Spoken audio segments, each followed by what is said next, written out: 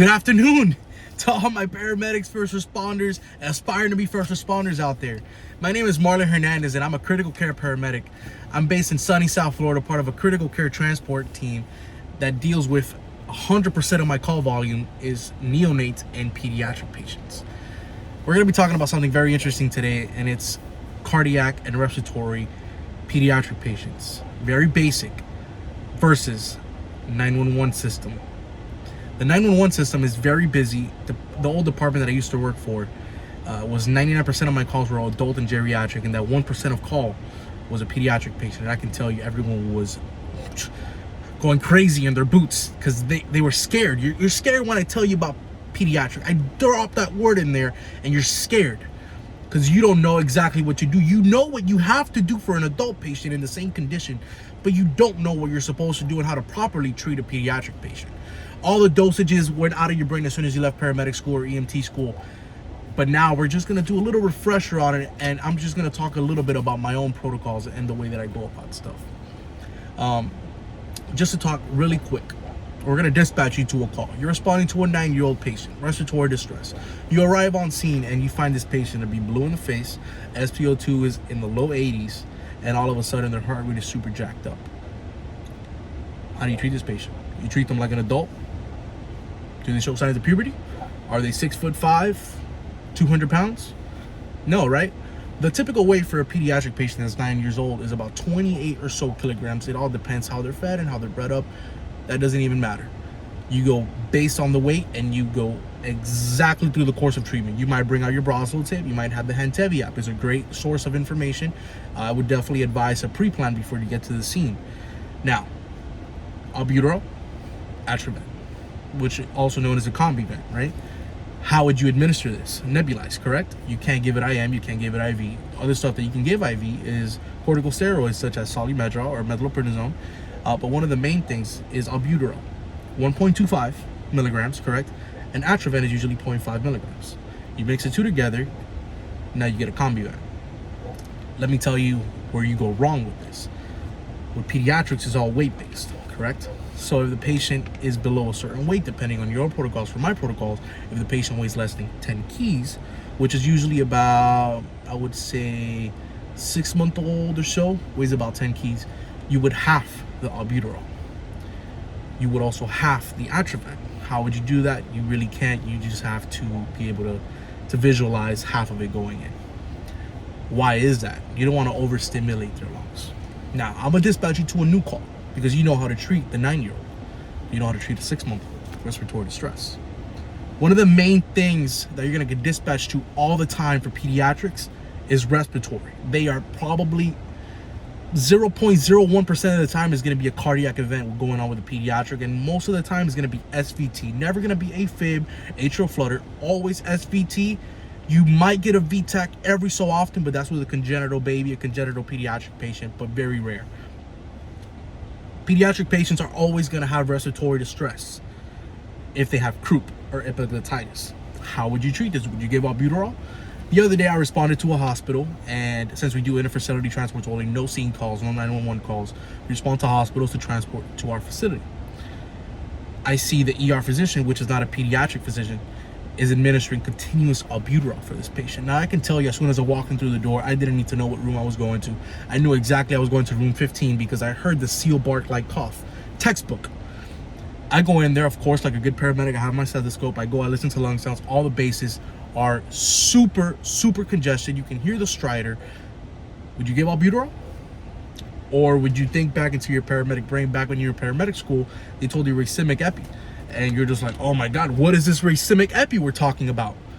Well, it's 0.5 ml. It's one vial. It looks exactly like an albuterol. It's sometimes pink in color on the outside, and the total dose is 11.25 milligrams for 0.5 mLs of epi.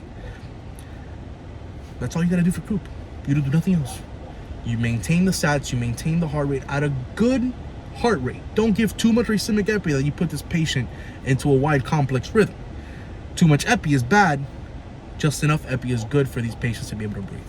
Now let's talk about the congenital babies. Hypoplastic left heart syndrome, which means your left ventricle is not pumping as it should because the oxygen is not oxygen rich and it needs to go to the whole body. Now, You can get diagnosed in utero between 18 to 25 weeks. The oldest person that's living right now with hypoplastic left heart syndrome is about in their 30s. 1 out of 3,841 babies can get left hypoplastic heart syndrome. And it's one of the hardest things because they will present with cyanosis or blue skin. The color at first, which may be blue, like I said, cyanotic, but they 100% of the time need heart transplants.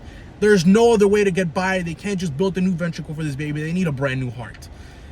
Usually it shows up between 24 to 48 hours of life, but sometimes it may go undiagnosed for months. And that's where you as a first responder come in. You're dispatched to a 6-month-old, blue in the face. You get there, the stats are super low. What do? You're going to treat this patient. You're going to want to over-oxygenate them. You're killing this patient just because you don't know. I would highly suggest you for listen to heart murmurs. I would get an EKG. I would get a 12 lead, a 15 lead, anything that your department does. It just happens when the ductus arteriosus closes. It does not let the heart pump as it should, the oxygen-rich blood, which is very minimal at that point. When that arteriosus closes, you get zilch. The body cannot, the baby's gonna be blue all over. It's gonna produce shock and ultimately death in this patient if not seen by an interventional cardiologist or cardiothoracic surgeon that specializes in pediatrics. Know your hospital settings. Know exactly who's going to be able to treat this patient to the highest level of care. You might not be able to catch hypoplastic left heart syndrome because you're a paramedic with very limited resources. They need cold lights and bright lights and cold steel. They need to be cut open and they need to check out this pediatric patient's heart. One of the main things that we're just going to talk about before we wrap up here is going to be administering normal saline boluses. Not so much in pediatrics just because we don't want to overload them since their blood supply is very minimal. We're going to talk about just being able to stabilize them with very minimal amounts of fluid. And the reference that I like to use per my protocols is going to be 4 mLs per key up to the first 10 keys, right? So we're up to 40. Now, when you go up to 20 keys, you're going to give 2 mLs per key, up to 20. So now we're at 60 mL. So you know if your patient automatically weighs 20 kilograms, you're going to give 60 mLs for fluid as a maintenance. And everything after 20 is going to be 1 mL per key. You can max this patient out as much as you want. The other day I responded to a patient, not a cardiac patient, but their blood pressure was a little low, so they're giving a maintenance fluid. They were giving it at 60. It's so crucial for you to be able to catch the right dosage for this patient because you don't want to overload them. My partner and I were pretty good. We worked together. We have that good working environment. And we caught this that they were giving too much fluid. 7 mLs over the regulated limit that you're supposed to be giving per our protocols. So we ended up dropping it down to 53 mLs per kilogram. It's just some of the little key things you want to be able to know in the 911 setting, that weight-based in pediatrics is humongous and is very crucial to be able to help them survive. Now with that, I leave you. Thank you very much for joining me today, all my first responders and paramedics out there. I hope you got something out of this, at least if it was the maintenance or if you've never heard of hypoplastic left heart syndrome. I hope you learned something you were able to pick up. This is Marlon, the critical care paramedic. I hope you guys have a wonderful rest of your day. Thank you.